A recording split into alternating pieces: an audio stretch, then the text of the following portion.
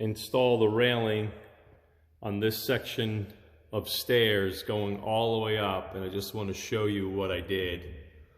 Okay, there's the top part right there. So what I did in the first video, I showed you how to install the post right here and how I notched it into that area at the bottom of the tread. So now I come up, I make sure my rail height is proper. So I go on the edge of the step and come up, make sure that it's plumb right there. And the height, the bottom line is 34 inches, the middle line is 35, and the top is 36. So I just wanted to make sure that you're at the right height there. So right now it says you're at 34 inches. And I could raise it by moving my clamp up right there, and I still have about 1.5 inches reveal, and I like that. Code is 34 in the area where I am, the minimum actually. So here we are, show you the upper one. Make sure I am plumb. I am at 34 inches right there, and I'm at the edge of the step right there. So my height is good. So what I ended up doing to get my 90-degree turn to go around this wall is I put my level underneath the railing like that, and I ran my line up the wall, and that's how I got that mark right there, where in return I put my handrail bracket. So now what I have to determine is where I'm going to put my baluster. So my baluster is going to be here. Initially it should be there the way I marked it out, but what I ended up doing is, so when I miter the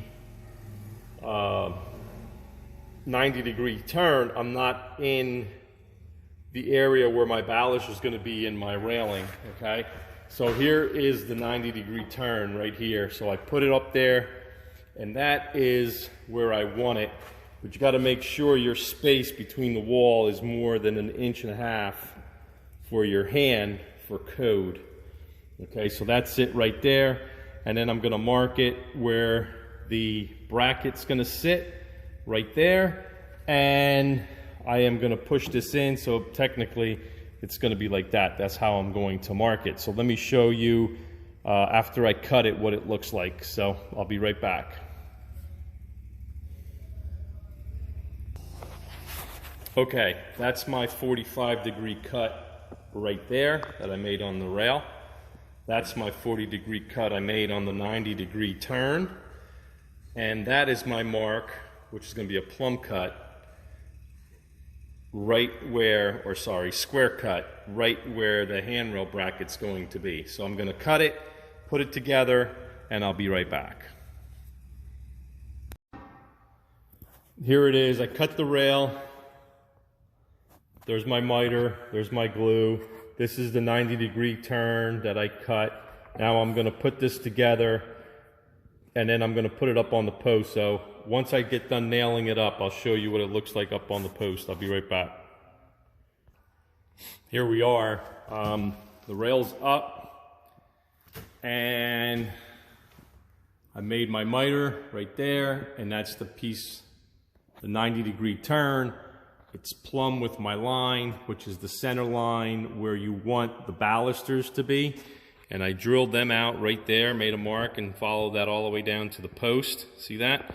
So now the only other thing I have to do is connect the handrail from this point all the way up to there with that handrail bracket that's up there. So once I cut the rail to that, I'm going to put it together and then bring you back and show you what it looks like done, screwed, and secure. So there's my miter joint, like I said, right there. Everything looks good. My holes are drilled on the bottom. I made that. I'll make a separate video of that some other time, how I do that. So there you go. Everything's ready. So let me finish that area of rail, and I'll be right back. This is the top view of the railing going all the way down. I put it all together. As you can see, I stopped it short right here because there's trim that goes from here. Once they put the top of the cap on this knee wall. So that's why I have it down so far. Normally I would bring it up as close as I can, but there's no trim there. That's why I did that. So anyway, here we are. Let me show you my connections here. See that? There's the 90-degree turn right here. If you're wondering, this 90-degree turn for the 60-10 style rail is a 70-11, in case you're wondering. So that's it right there. And there's my miters, there's my connections, my joints. I screwed it from the bottom. That makes it super strong. I haven't puttied it yet, but right there, that's where I screw it so it stays tight with the handrail bracket. There's my miter all the way down. So that's cleaned up. So now the only thing I basically have to do is sand the bottom of the treads there and install the balusters. But I don't have the balusters, so I am not going to do that. There's the top view of it right there, all the way up. Looks really good. So there you have it. If you have any questions or comments, let me know. That's the finished rail, finished post.